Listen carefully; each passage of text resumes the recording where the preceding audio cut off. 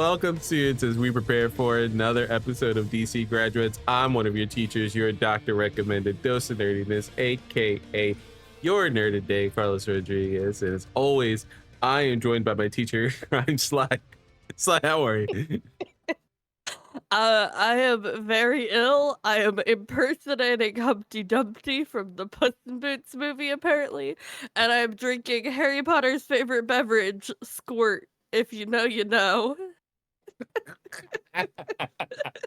It's like we always just talk about Derek Chris. I mean, also we talk about him in this episode. I love Derek Chris. Yeah, he's just gonna come up every time. Like it's the best. This is great. Mm-hmm. And he's actually part of this episode. This is even better. Yes, oh my god. And I'm glad that we're off to a giggling start because the rest of this episode is gonna. I didn't even look at your notes yet. I didn't even look at your notes. We gotta keep it light, cause goddamn. Oh man, yeah. So today we are talking about 2023's Justice League Warworld, directed by Jeff Wamster, written by Jeremy Adams,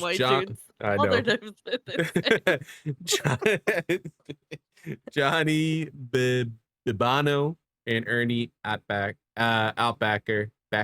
Yeah. You know, every time I mess Ernie up Outbacker. Yeah, he's actually popped up quite a bit in these episodes. I was gonna say for one of them to be the one you stumble on, it shouldn't be Ernie Outbacker. He's here all the fucking time. I'm so sorry, Ernie. You're trying. Ernie's trying. I can tell. He's trying. Yeah. Nobody else is. I don't think so. I don't think so. It doesn't feel like it. It doesn't feel like it. The studio, it's always this WB animation. This one stars Jensen Ackles, Darren Criss, Stanya Katic, sorry, Ike Abadi, Troy Baker, Matt Bomber, Roger Cross, Brett Dalton, John DiMaggio, Robin Atkin Downs, Frank Grillo, Teddy Sears, and Carrie Walgreen. This really is just a return to all of the hits of our show specifically. Yeah, like they got everybody in here, like all of our favorite minor / multiple voice actors. Yeah, are in this film. Like everyone, good for them. Get the paycheck. To get John DiMaggio, which we love. He's Bender. He's Marcus Phoenix. Fan. Yeah, Robin Atkin Downs is one of those people. Like if you don't know him by name, go to his IMDb and you're gonna see he's literally in everything you watch. Everything you watch, he is in. Frank Grillo is killing it right now in the live action DC universe, and he did pretty good in the MC universe. Teddy Sears. I feel like Kari Walgreen popped up couple seasons ago. Yeah, she's like one of those like old school, and not that she's old or anything, but Kari Walgreen pops up like so much. That's another one. Like look through her IMDb because she is in current stuff, she's in past stuff, she's Starfire, I'm trying to think of the specific anime that I absolutely adore that she's in. But she's in everything you ever love. She's in FLCL, Fully Cooley, she's in Mortal Kombat. God, she's in just scrolling through fast. I'm just everywhere. Tom and Jerry, Shark Dog, Duckbird, like DuckTales, Cyberpunk, and that's just 2019. There's stuff in the 90s that she's in. It's insane. Yeah. I think if I'm correct, it might be, I feel like Cowboy Bebop. I could be wrong. I feel like she might be Faye Valentine. But she's in a bunch of animes of for us, early aughts. But they premiered in probably like Japan in 95 or whatever. But yeah, she's in so much stuff. This is a jam-packed movie and it's streaming on Max as of now, as of recording. For God knows what reason. Yeah, exactly. We can't all get of them. Why Warworld? Yeah. Why this one? Why not Green Lantern? Beware My Power.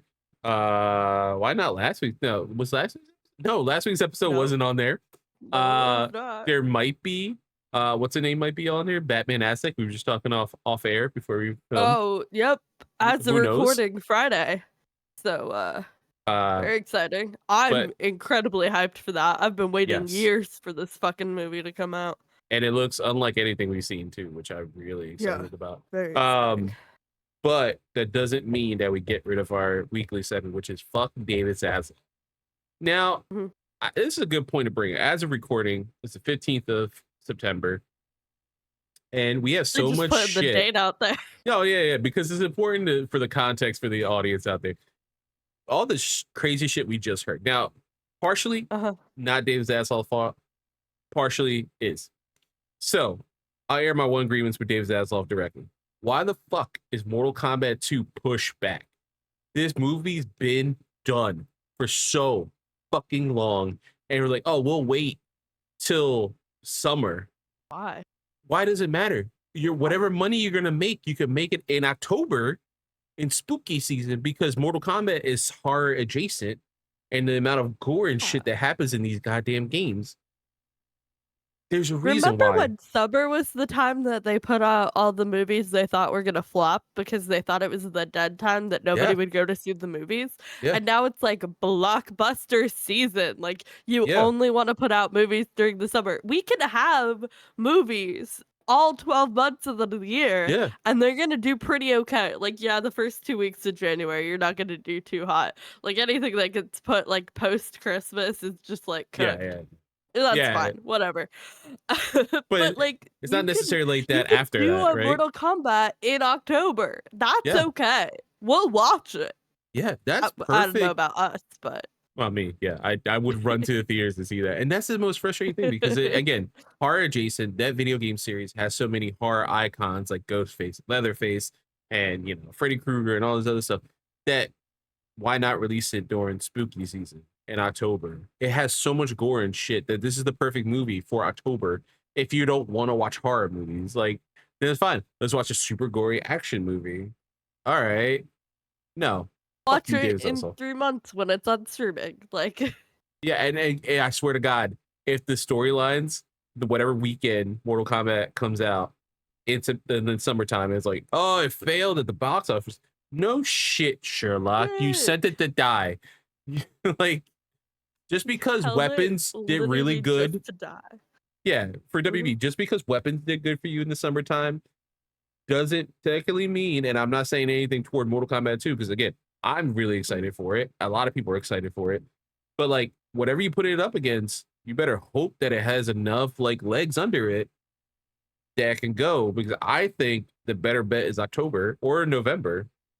Release it where there's not much around, and then just then it's on streaming. Then it's everywhere. You're making more money post that. Not like, hey, it failed at the box office.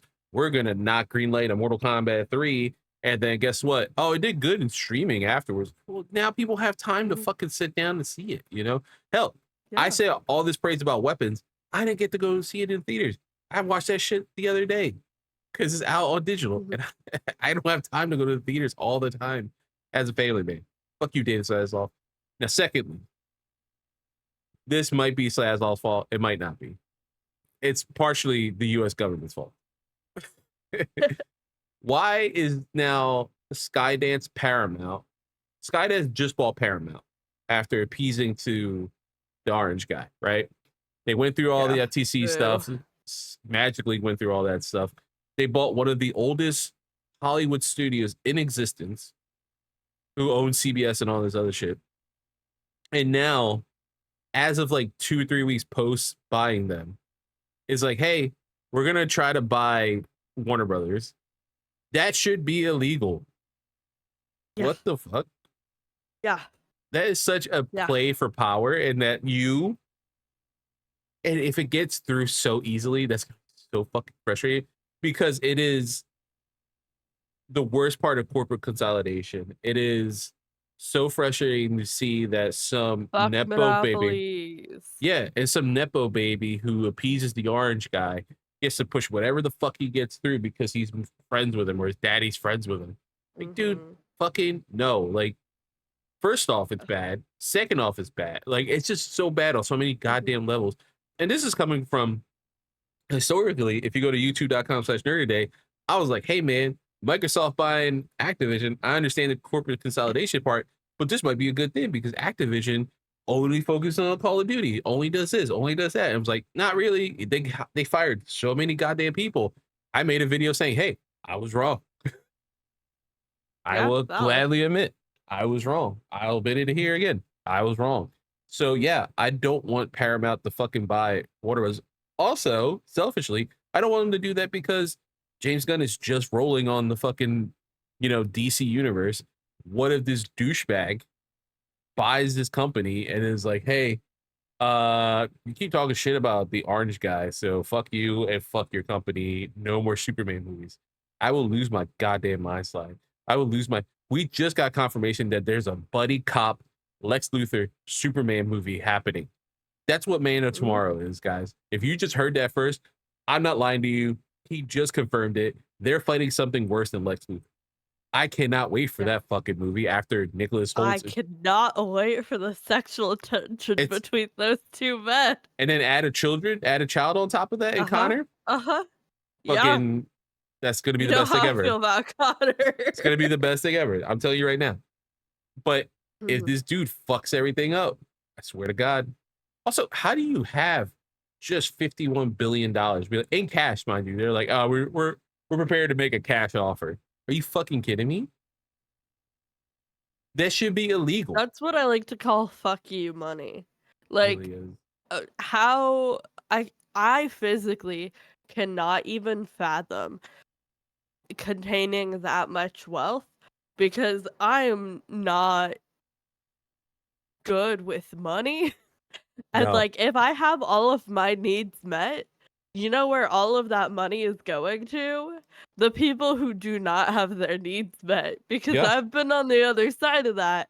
And even when I like barely have enough money to exist myself, the joke between the trans community is we're all passing around the same $20 back and forth.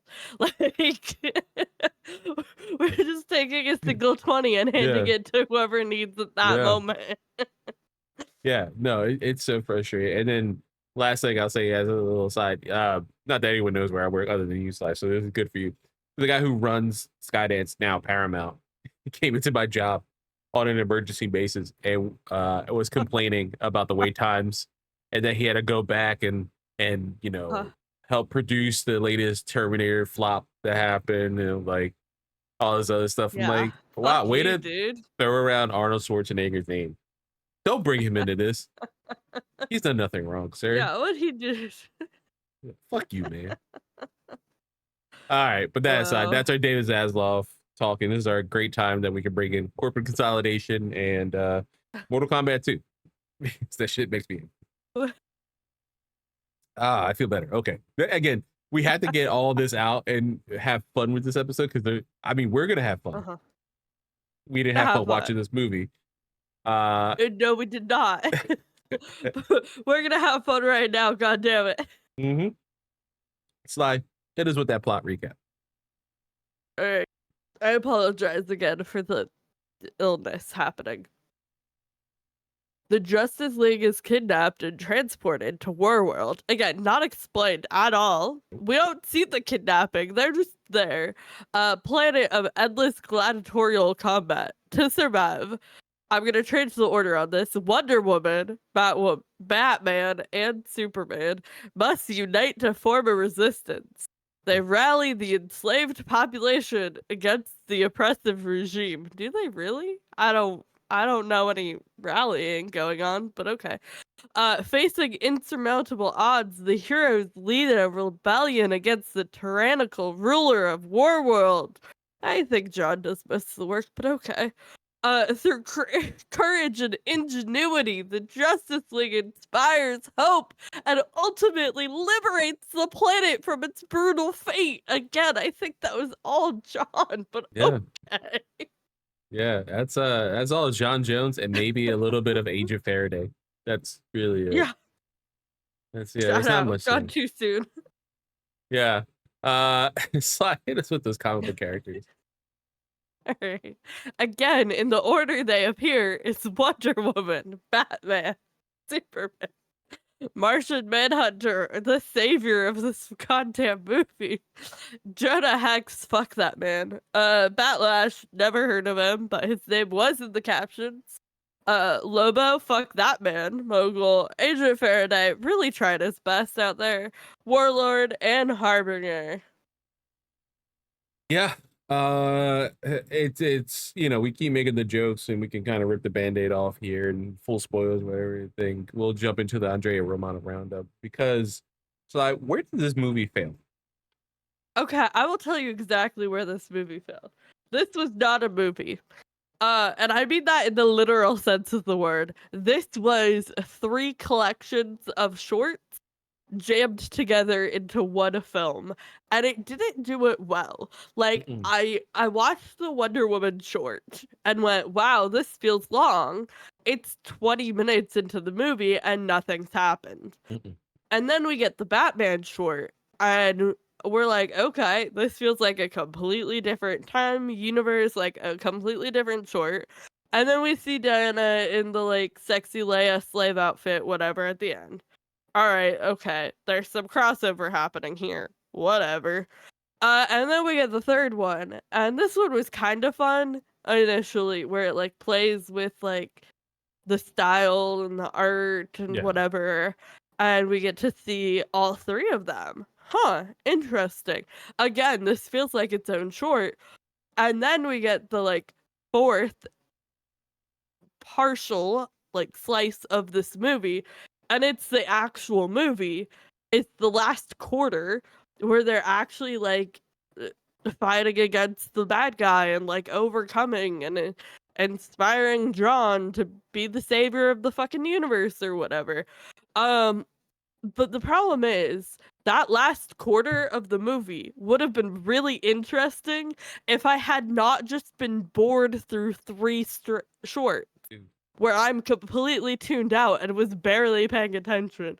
And to the point where I rewound like 20 minutes, went back, tried to watch it again, and was still tuning out the second time. dude. And this is the best because for context for everybody out there inside baseball, we were gonna record this last week. And so I watched it ahead of time, and then I was already telling you, like, man, I'm excited to talk about what was it, Legion of Superheroes, which I still find very enjoyable and I highly recommend everyone watch it. And then we watched this right away. I did at least, and I was like, fuck this movie, dude. Like, and that's a shame because there's so many talented people that works on it. But like again, we have to be critical about these things, right?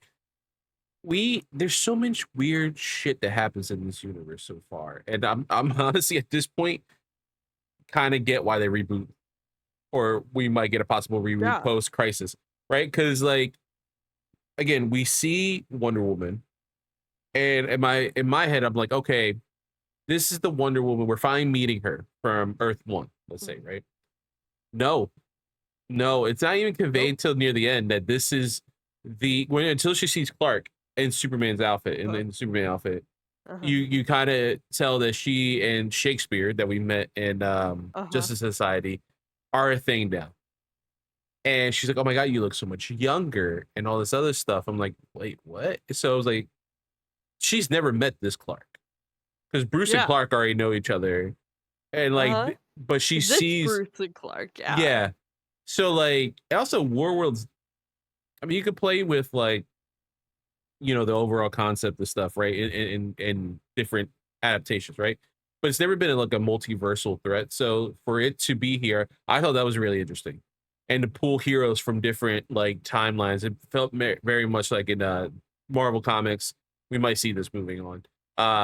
In different iterations, like there are some like battle worlds and stuff like that. And whoever's in charge of the battle world will pull multiversal heroes and have them like fight each other and things like that. This was kind of like that concept a little bit, which was a little fun to see. But at no point was exposition given to us at all. So we don't know again what Wonder Woman we're following. Again, I assume Mhm. it's Earth One because we still have not seen her. Right. Jean She made doesn't mention of exist her. in this canon. She's literally nowhere. She's like Yeah. just non-existent for some reason. And we're just following Earth 2 Wonder Woman, which again, not necessarily an issue, but like weird that like why are we not checking in on this world then? This post World War II, or maybe still going on. Maybe they're still fighting the good fight, or possibly not. Like what era is this Wonder Woman from? She has a history with her Clark, her Shakespeare as we know him from that movie. Mhm. what's going on? Where's our Diana, like the main universe Diana? Because if you're going to introduce a multiversal Diana, this should be in the next movie. Right. What is going on here? And like with some of the things that happen in Crisis, like storylines, and it seems like they might be going for a more traditional Crisis storyline, like from the 80s. Are you telling me then we'll never meet this Diana and she's just gonna die off screen? And like that's weird to do that. And you know, we always make the argument that some, you know, people do, at least with film, that you don't need exposition. You know, a little bit of, you know, either a little bit of dialogue that goes a long way. Don't go too much, or don't give us none at all. Yeah, don't give us none at all. Like I need Here's the thing. something. Yeah, I love being dropped into a world and you just have to figure it out. Like the only exposition you're given is in the form of the character experiencing the world. And if they already know the world really well, you're just left to figure it out. It's part of the reason why I fell in love with 1,000 Times Resist last year. You are dropped into that world, no exposition, nothing. You gotta figure that shit out. It plays with like time, it's like non-linear. I love that shit. However, we're given like 20-minute segments of these. I'm calling them shorts because that's what they feel like. And nothing is happening. You're not learning anything. Like, because we're not getting any exposition, you're just dropped into this new world, sat confused for 20 minutes, and get zero payoff. And then we switch to a new one. And this could have worked really well. We watched all of the DC Showcase shorts. We had a great time with most of them. If this was a collection of 12 to 16-ish minutes shorts, 4 of them, that are loosely tied together, but had a little bit of a stronger script, a little bit more exposition, and like fully had a full break between each short, I think it would have done pretty okay. Listen, people don't like to watch shorts. That's why the DC Showcase ones are impossible to find anymore. Yeah. I do. Is this the movie you want to set up your giant event that's going to be a 3-part trilogy? No. The last one, it kind of set it up pretty well, not going to lie. We could have just had that. You could have released these as shorts in the interim between releasing Crisis. And I kind of didn't have high hopes for the Tomorrowverse because I had seen like the state of DC as this was going on, even if I hadn't watched any of them. And I'm really sad to say that they barely met my expectations. And I get that like they had such big hype for the DC AMU. They were doing like the best they've done since the animated series in terms of eyes on animated content, right? Like they were doing huge numbers for these animated movies. Admittedly, they were very good and live action was real crap during that time. But as the live action continued to get crappier and crappier, they started cramming these animated movies out over and over and over again, and the quality kept dropping every single release to the point where a bunch of people fell off, and they're like, I know how to get people back on board. We're gonna do Apocalypse War. Yeah. Nobody cared. Nobody cared. And then they're like, I know how we're going to get people back on board. We're going to do Tomorrowverse. And we're going to do Crisis. And it's going to be great. And admittedly, I think people liked Crisis. At least the first one. I don't know about the rest of the trilogy. We'll see next week when we get there. Yeah, we watch all three.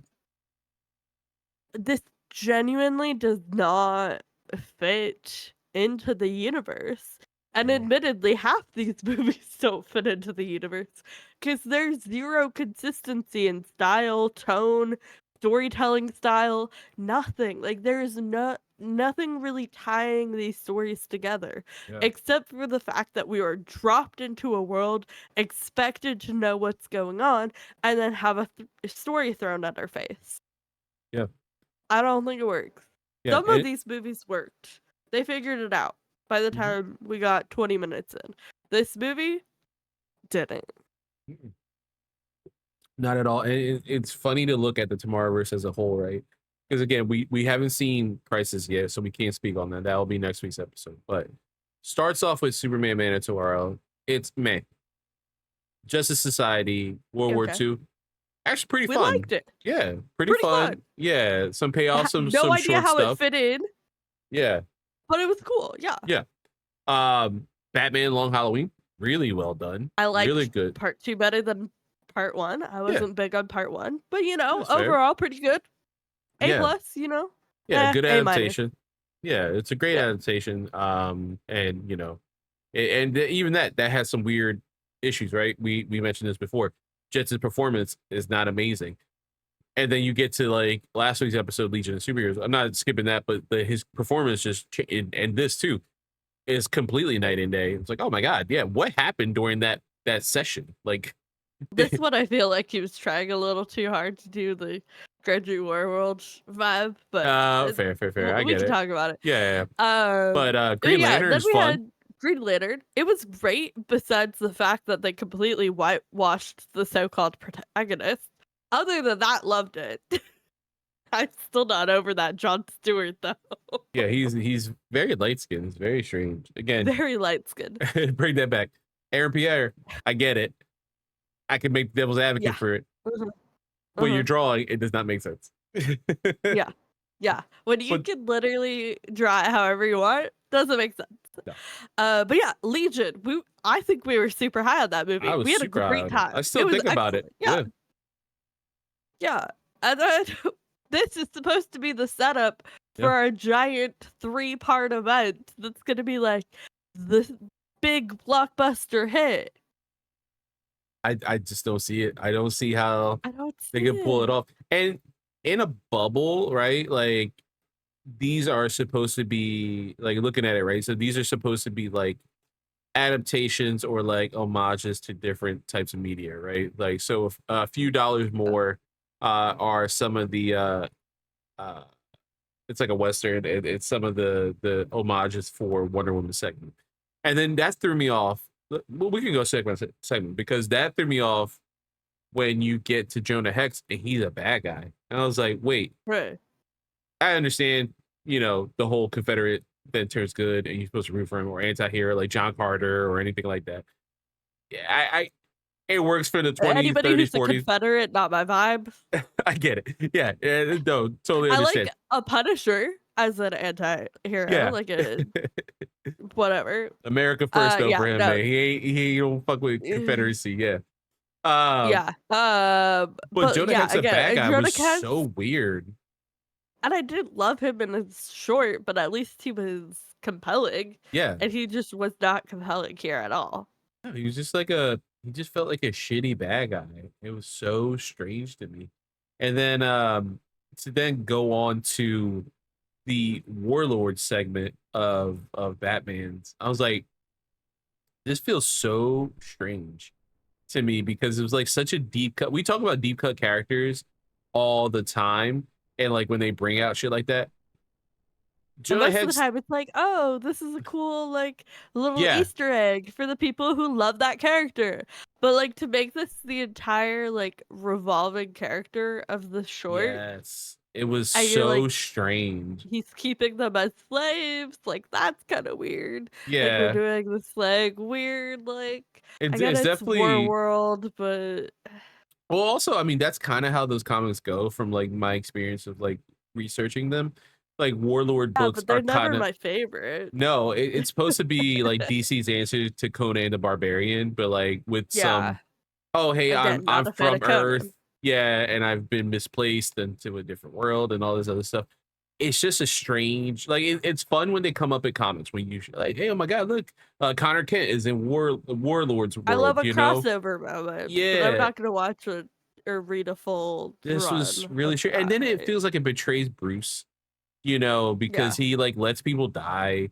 And it's always strange when Batman just lets people die. Like I always think of Christian Bale by trade, like that's so weird, man. Like yeah, I'm just here for the money. I'm here for Like, what is going on? Like, there should be something, thinking in hindsight with games and things like that. Spoilers for Final Fantasy VII. Here we go.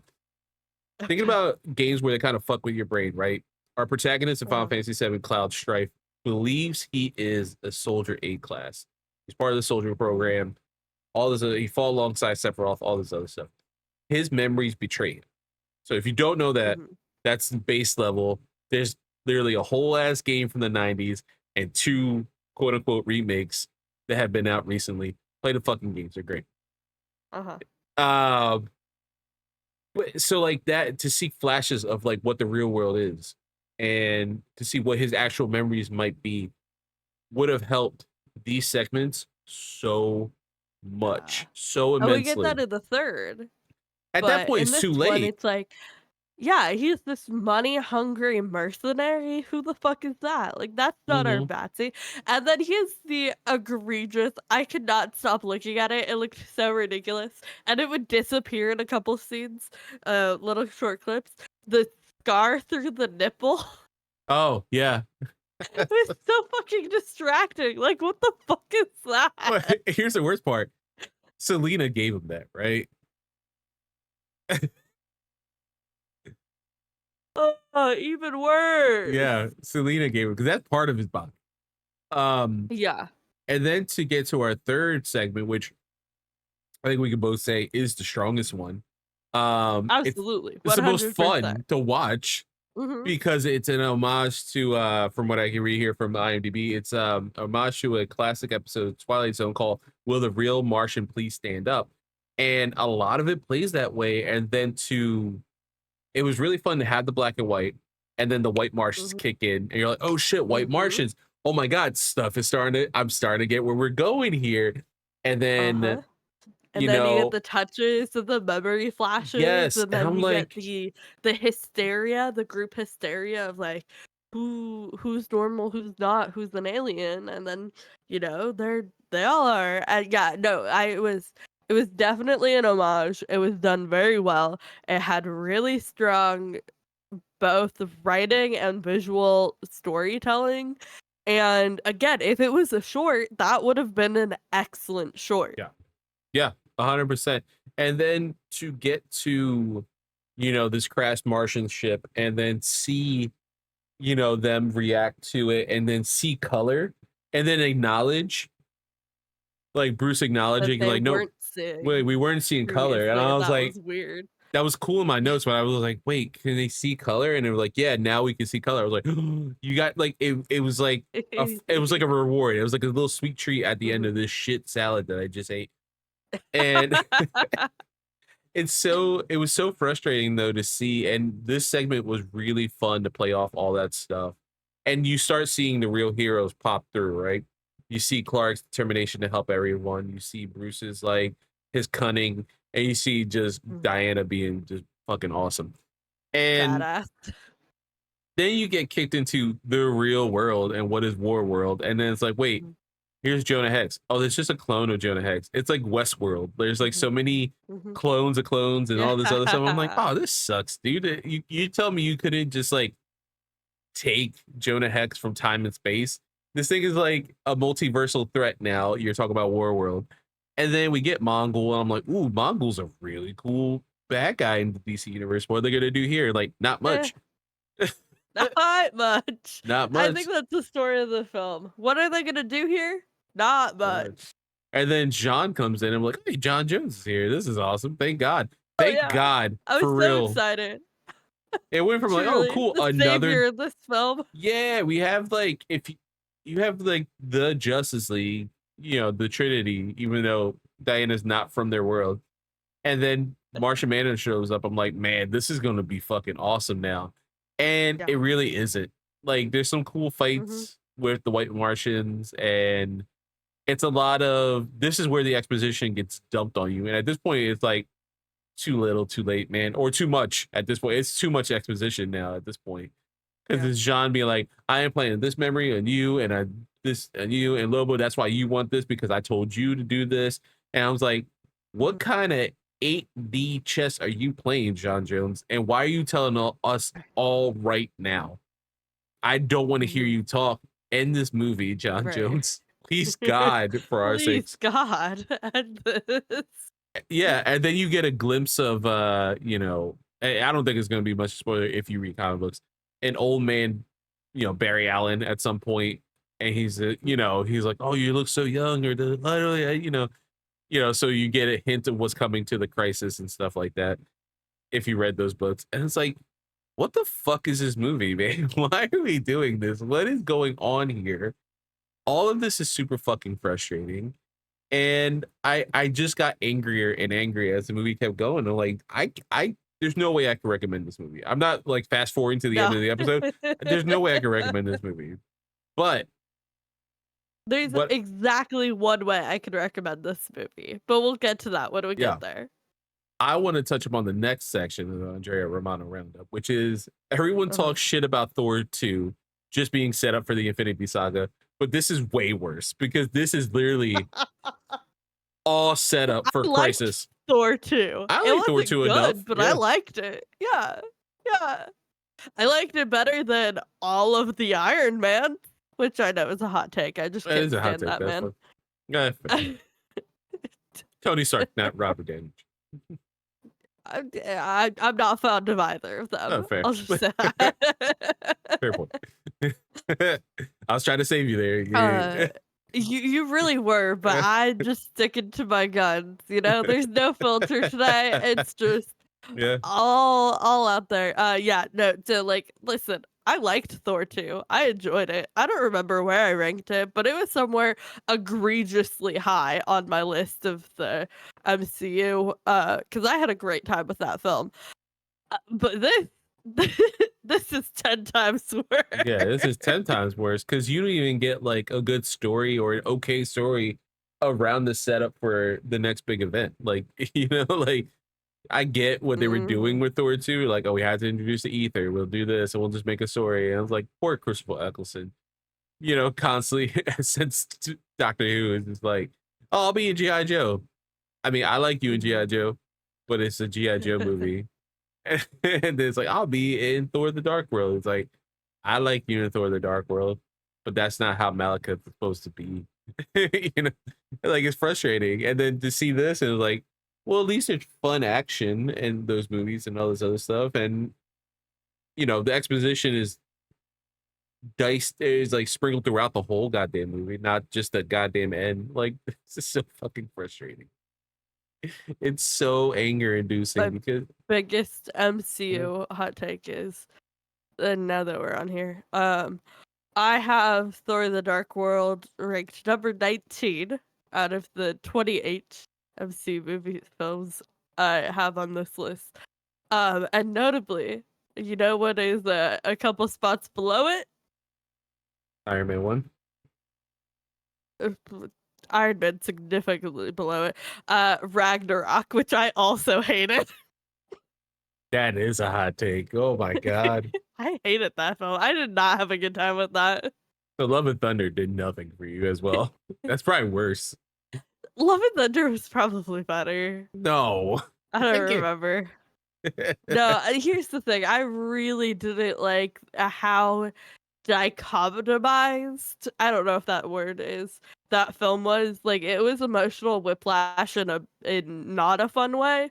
I was just like, it felt like it was two different movies spliced together. Okay. Okay. I see it. And it just irritated me. I see it. Some people were really into that. Some people have Ragnarok number 1. More power to you. I personally couldn't stand it. And Yeah. that's why we have a podcast, is to share our bad opinions. Exactly. I know. I can't wait. I hope, listen, I hope someone loves this movie. Like, listen, sell me all in the comments, please. I really hope somebody loves this movie. Listen, I'm not here to shit on art. Any type of art. Like, I love art. I love movies. I love animated movies. We have a whole podcast about them. Yeah. This one just didn't do it for me. Yeah. And you know what the weird thing is to like watching a lot is looking at my notes, right? At every point in turn in my head, I was like, oh, they're not giving us exposition because we're supposed to see it through the Justice League's eyes. So like Wonder Woman knows what she's doing. She's just biding time so she can get out of here. So she's playing the long game in the Wild West. No. Okay. I No. even put right here. I was like, do you think Bruce is thanking his younger self for reading all those Conan books? Because like that's kind of like No. what Warworld is, right? No, Yeah. because he doesn't know what the fuck is going on. So he's not being the Bruce that you would think like, I'm stuck in another dimension or time or whatever. I got it. I can adapt. I'm Batman. That's what I do. I will say, we didn't talk a lot about that short because it wasn't great. Yeah. But at one point, there's the like dinosaur in the moat, and they come all out of the water, and his hair is like glistening, and it's the long black hair, but to add like dimension to it or whatever, they do these purple highlights and like 2 rings Oh yeah, around his yeah, yeah, hair, yeah. and the outlines of like where the highlights are look like little bat outlines running I noticed together, that. and I thought that was really cute. There are little touches like that. They're really funny. Yeah, every point in turn, I was like, oh, they're literally thinking and playing up the fact that they're like, I'm stuck in time. I'm smart enough to figure this out. I was like, no, apparently But you none guys are of them dumb. are, and they should be. They should be. It's Yeah, the Justice League. Let them be competent. It's why we watch these. yeah, yeah, exactly. And then my favorite thing in the third skit was like when they Huh. clear everything up and like it like resets and like it kind of comes out the illusion, whatever. And then Agent Faraday's just there, and they all go, "Oh, he's real." I'm like, he got He's hurt. real. Yeah. He He might got be shot, dead. dude. Yeah. He might be dead because they just leave him be. They just leave him where he's at, and Yeah. then like, R.I.P. Agent Faraday. You were a real one. like, I understand like the universes might be ending, but like Earth One, like Uh-huh. with like Checkmate or whatever division he is in storyline part, Yeah. is like, where He was the like fuck is CIA or Faraday? something. Yeah, where the fuck is Faraday at? He should be back by now. Like, I don't fucking know, dude. Yeah. And- Fun times. oh my god, dude. And yeah, they've been gone for months. They talk about that. They've been gone for months. And it's like, what are the ramifications for that? Who is taking care of the earth? Like, again, you set up a Justice League, but we don't talk about it. So there must be a Diana on Earth One. There is John But Stewart. we don't see her. Yeah, there is no Yeah. Jean. So there's Vixen, Green Arrow, Hawkgirl possibly, Adam Strange possibly, and who else? No, Dude, like, soups. well, I mean, there's no Superman, right? Yeah. So maybe Supergirl if she's not, she's in the future, but if they talk to her, be like, hey, I need you to Oh. come over. Yeah. Um, Yeah, that I just that's kind it. of assumed the Batman and Superman from Legion were hanging out. Yeah, no, there's the ones who got caught in Warworld. So like, Right. they've been gone for months. They've been Yeah, gone. Yeah. Okay, so they're gone, and there's no Diana because she doesn't exist, and Martian Manhunter is in this simulation or running this simulation or whatever. So yeah, you got Green Arrow, Green Lantern, Hawkgirl, Adam Strange. yeah. And the only people who really know and are like preparing themselves for what's inevitably about to happen in this universe are the villains. Is Brainiac. Right. It's Mongol, who's like, hey, I need Yeah. to fight something, whatever the fuck is coming on. So I have a multiversal weapon and I'll just enslave the multiverse so like that nothing bad happens. Like he's like, I'd rather be in charge than anybody else. And then here's Brainiac in the It's so future, like, interesting. hey, something's on the way. I'm gonna stop it. Like I can fight it, whatever. Yeah. It feels like every single one of these movies has not been setting up our heroes. It's been setting up the villains that we Yeah. have to do Crisis, which kind of sucks because you need people to root for. Like, we're not rooting for most of these people. Yeah. The only people that we've well established and fleshed out are all the villains that we need to then make Crisis happen. Yeah. And then the other weird thing is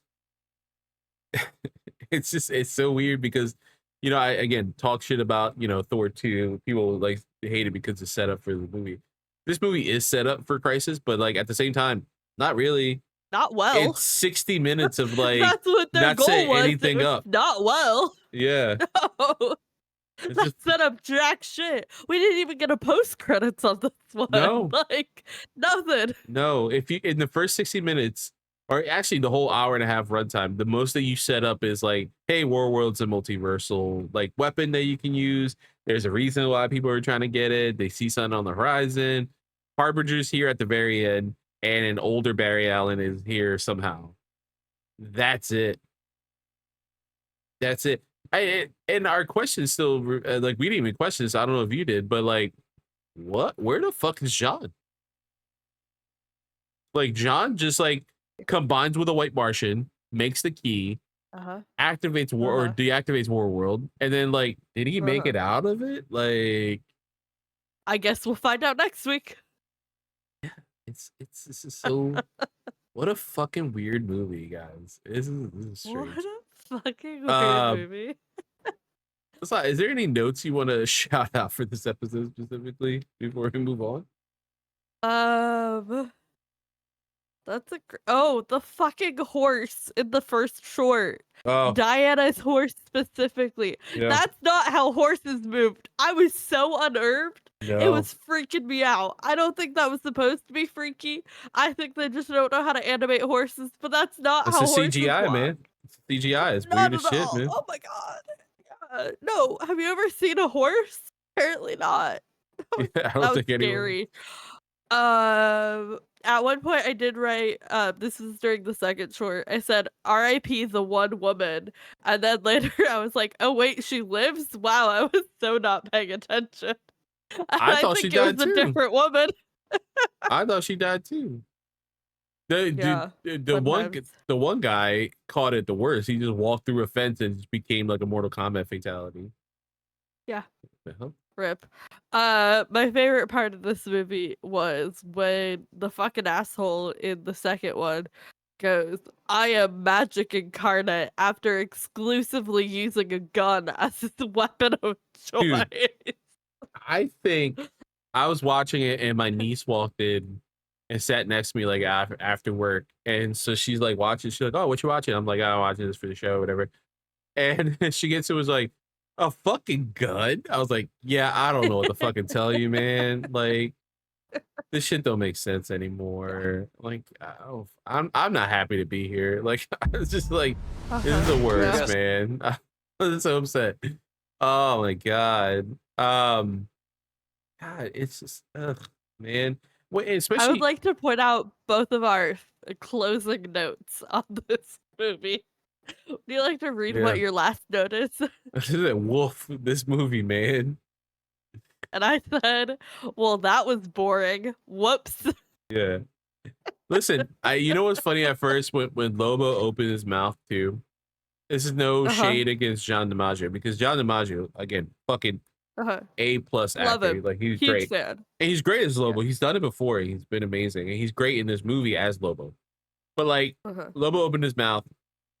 It wasn't Ryan Hurst who played him previously in Man of Tomorrow. And again, he's Thor in God of War Ragnarok. And Opie in Sons of Anarchy. Just for context and stuff for people. Great actor. I heard his voice, got disappointed it wasn't him. And then it was like, oh, well, it's John DiMaggio. I get it. Maybe he wanted more money or whatever. Watch the rest of the movie. Like, I wouldn't fucking sign up for this movie either, man. Like, nah, I'm good. No, thank you. John DiMaggio will sign up for whatever role they give him. Like he's not super picky, and he always does a great job. That's not dismissive. Like he will take on literally any bit character role and like win the movie for me. Kill it, man. And I was kind of disappointed to see Lobo showing up because I'm like, we've seen so many villains already. Like, oh god, like there's somebody else him in now. Yeah, right. We've already seen it. Blah blah blah. And then I saw how little he was in it, and I was like, I get why he didn't come back for this one. Hey, listen, Lobo is like a shining beacon in this movie because he shows up, he makes jokes the whole time. He's doing all this stuff. He's like, "Oh, wait, I'm gonna betray him." Maybe a minute.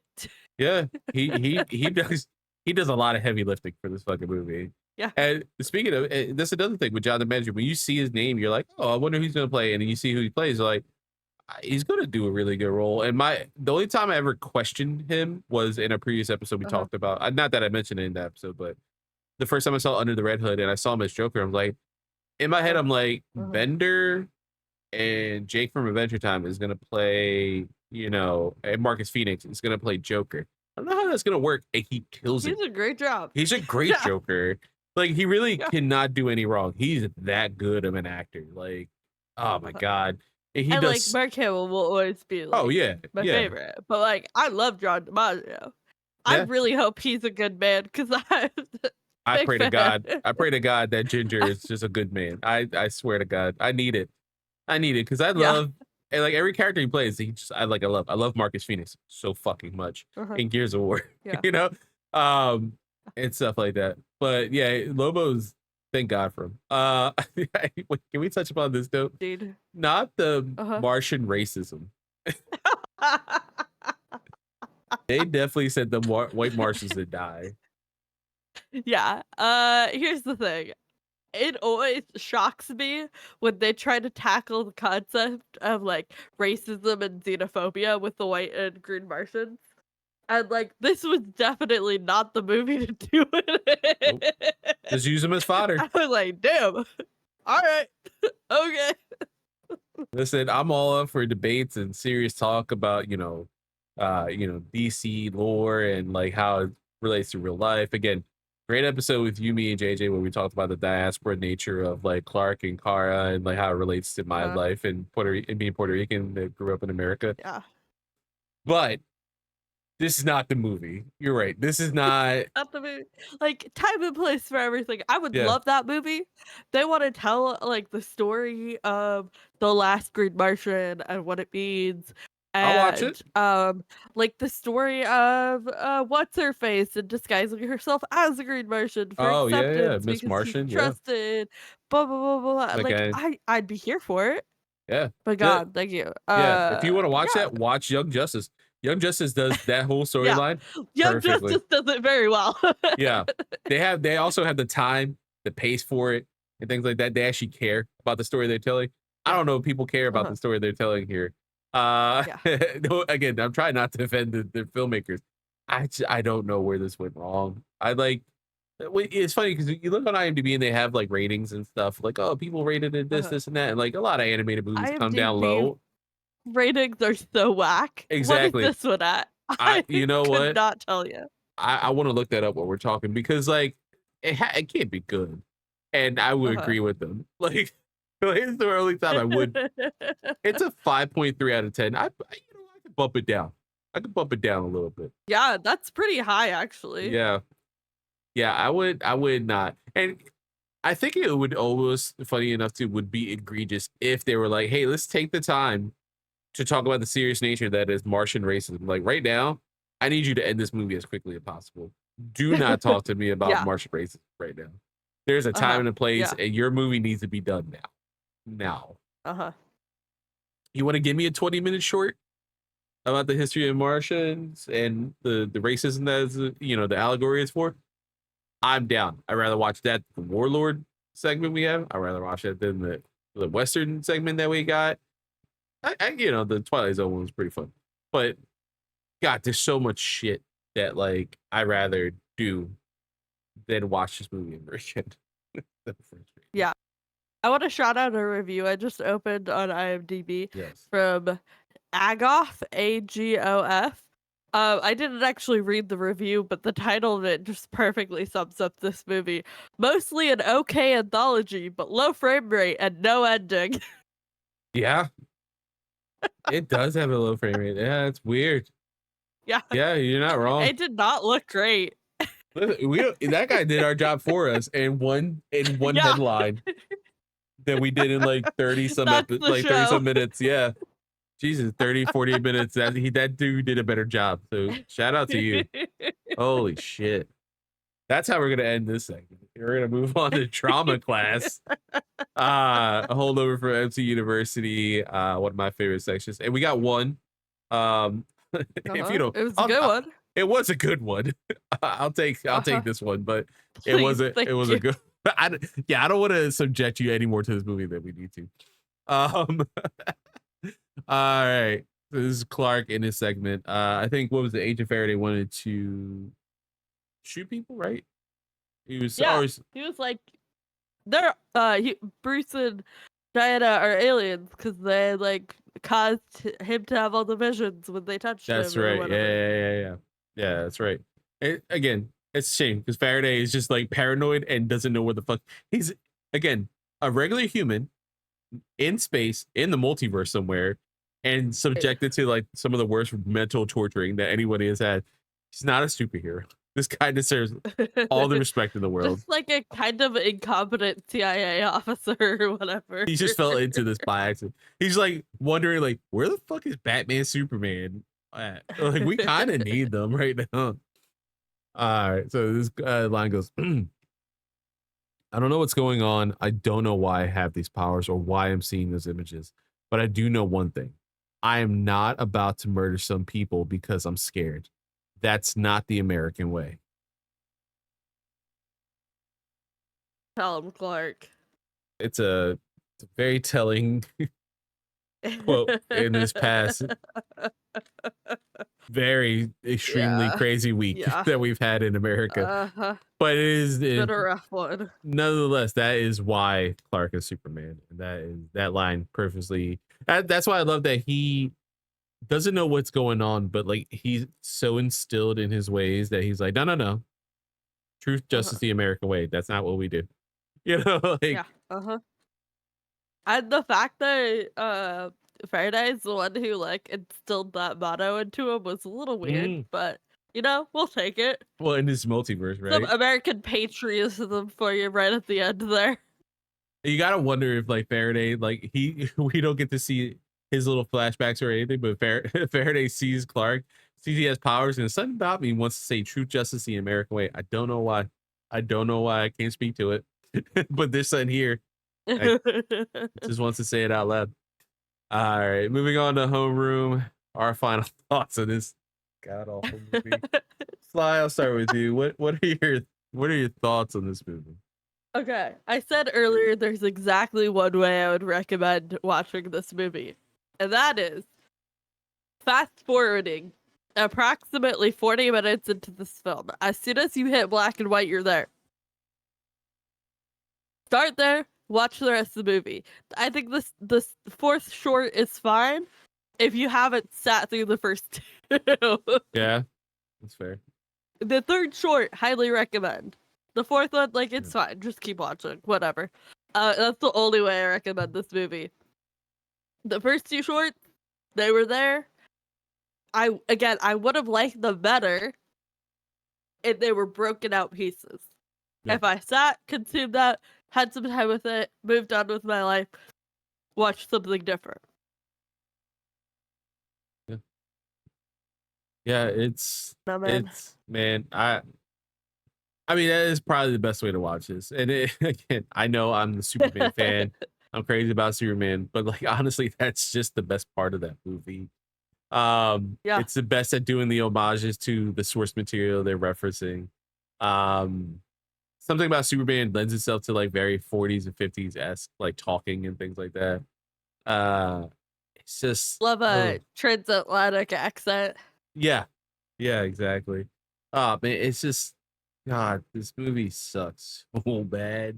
And I hate saying that because there's so many talented people that wouldn't be like worked on this film. The entire concept of the show was DC movies are good actually, as long as they're animated. And this one, unfortunately, proved us wrong. Yeah, this has to be in our like all the episodes that we've covered. This is what episode 54. This is the worst, right? Like that's easier to say. This is the worst. Like even looking at back at some of the other stuff, like again, we're completely spit down the middle when it comes to like Creature Commandos, right? For our bonus episode. Yeah. I think this is better. I think Creature Commandos is better than this. I think accepting like 2 episodes. Yeah, fair. Yeah. Assault on Arkham, that's filler, fine. right? I think that was our lowest. Yeah, that's probably our lowest, right? Yeah. And that's something, and not because it was a bad movie, it just wasn't great. No, it's just trying to fit in the Arkhamverse and all this other stuff. So like it's doing what this movie does, but better. Yeah, exactly. We talk a lot of shit and make a lot of fun of like Constantine, but like I'd rather watch those movies than this. Yeah. I'd And rather I'm not a watch. big fan of magic Yeah, users, and, I like, I'd yeah, take half the mystery over this any day. I'd rather watch John Constantine fuck a city than than this. Well, I'm into that, so, Yeah, like as part of our AO3. Yeah, like it's everything is better than this one movie, and that's a goddamn shame. Again, this is the last one before the finale, 3-part finale but, of this like, universe. think about how cool it is that we've watched at least 55 movies Yeah. for this show. It's It took us this long. 56, and it Yeah. took us this long to get an absolute dud. Yeah.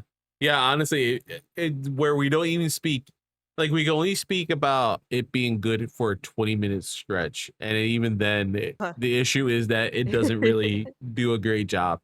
Yeah. Yeah. Uh-huh. It's just the one that has the most fun with what they're doing with this concept. That's it. Like Uh-huh. that's bad. Yeah. Yeah. Yeah. I That's can't sad. recommend And we recommend it. liked the short. Yeah. Yeah. Yeah, the Ugh, showcases are great. unfortunate. Yeah. This is just not. It's just not. I mean, you remember how excited I was when we watched our last bonus, showcase episodes, where we watched all this stuff, and then I got so hyped because they all connected to everything we watched. Uh-huh. Yeah, everything Uh-huh. but Jonah Hex. Yeah. Jonah Hex Uh-huh. didn't connect because that's a fake Jonah Hex. Until And now. apparently, Mongol. No, not even because Mongol barely, I guess, has any info on Jonah Hex enough to be like, yeah, he's a Confederate soldier, but he's not a dick afterwards. He's just an anti-hero. And there's Jonah Hex in the story, like, oh god, he's a Confederate soldier. I can't root for him, and he's like killing all these bad guys. Yeah, I see where you're going there. I see where you're going. I see Yeah. the original intention that you guys did with this character. I don't agree with it, but I see what you're doing. Uh-huh. Right. But God, I can't recommend this. Please don't watch this movie. So just watch this episode. Just watch us talk about it. Yeah. That's literally gonna get more info That's all you about need this to movie be from prepared this. for next week. Yeah, Yeah. exactly. In less time. You'll watch this in less time than you would have watched that movie, and you'll get more info out of us watching the movie than you would have gotten watching the movie. Uh-huh. Yeah. We Yeah. already told you what you need to know. Harbinger shows up. If you know who Harbinger is in the comics, great. If you don't worry. You'll see her That's next fine. week. We'll talk about it next week. I talked about it. Yeah, I talked about old Barry Allen and how that ties into the crisis. Again, if you know the crisis, then you understand. If not, don't worry about it. We'll talk about it next week. And then we talked about the Twilight Zone. Actually, watch the Twilight Zone episode. That's probably better than this whole hour worth of old television in black and white is going to be better than this whole fucking movie. I guarantee you. I guarantee you. Uh-huh. God, this Real. movie sucks. All right. With that On being that said, note, yeah, your are you homework. excited to watch 3 movies next week? So the amount of films, no, but I've seen clips, obviously, because they were trying to sell the shit out of this movie. So I'm excited for the cameos that we are getting in these films, especially one that we haven't talked about since the Dennyverse. So I can't wait to get some cameos there. My only worry and concern is that these 3 films, obviously, again, I said they're cameo heavy. They're the last performances for certain actors. My only concern, and I'll say this before watching these movies, is that we're going to get a Star Wars Episode 9 situation. Where, yes, okay, it's finally done. You guys didn't know what you were doing, so you just ended everything. I get it. It's just not how I would want to end it. But I guess I enjoyed my time. Whatever. But are we going to do fan service for fan service sake and pull at heartstrings when we don't really need to pull at heartstrings, similar to, again, Rise of Skywalker? Again, not shitting on that movie. I'm just saying, if you give me out of those new trilogies, you give me a movie to say I love, you're not gonna be happy which one I'm gonna say. It's The Last Jedi, because it did something different. I liked 7. 7's fun too, yeah. 7's fun. Yeah. 8 does something completely different, and I It does something interesting, yeah. Yeah, I agree with a lot of the choices made in that film. And then you get 9, which completely betrays anything that the 8 did, and is just fan service. And again, that movie, And this not is even not Star good Wars fan talk. service. Yeah, like it's so weird. Like, did I get hype? Sure, I got hype in a lot of times. Sure, a lot of Oh, things yeah. pulled at my heartstring.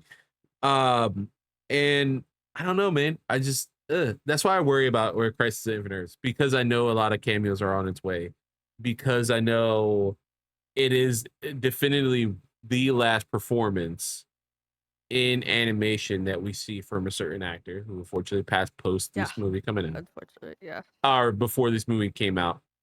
Yeah, Um, post-production. yes. So it worries me, like, are we just doing this for fun? Like, is there going to be a good story that comes out of this? I hope so. Um, I think at least the clips that I've seen and the clips that involve cameos are definitely going to be fun talking points and might eat up a lot of the time that we talk about this episode. Prepare yourself, because I think it's going to be a long episode. But Yeah. it is, I don't know if I'm ready to watch, like, what is it, like 4 hours, 4.5 hours of fucking Oh, I don't even film? know. I just Uh, saw that it's a trilogy, and I was like, "Yeah, we can do it all in one yeah, we're episode." gonna do it. Uh, I will say though, they are all on HBO Max. All three. That's the good thing about recency Thank biases. fucking God. Yeah, because they are all on there. They're easy to find and easy to watch. They're all 4K if you have, Max, so that's good. But man, I hope and pray that they are good. I'm so worried.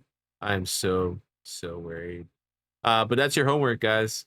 Ladies and gentlemen, non-binary people out there. That's what you gotta watch. You gotta They're watch. all about an hour 34. God damn it. Yeah, it's 4.5 So hours. 4.5 hours. That better be good. I swear to God. That better be good. We'll see. Let's see. All right. Before we end this episode, and now that we're done classroom, we got one more little thing to go around. Sly, where can people find you? Can't. Oh no, that's a lie. Every time. Hopefully, uh, hopefully, Served on Sundays will be coming back soon because network TV is back, baby. Starting with High Potential this week as of recording, since we've already dated ourselves. And it probably won't.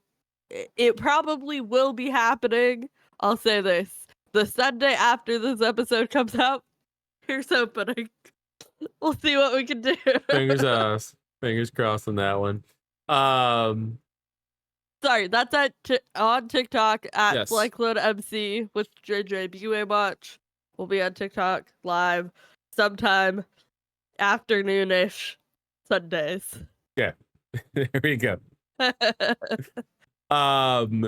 Yeah, for me, you can find me here at youtube.com/point in progress. I guess we didn't talk about it on air, but as of recording, at least timeline wise, some form of us point in progress, it will be reacting to 6-1 Indies showcase, their fall showcase. As we got the email like today. So, Weekend? No. Wednesday. Yes. Yeah. This is Thursday.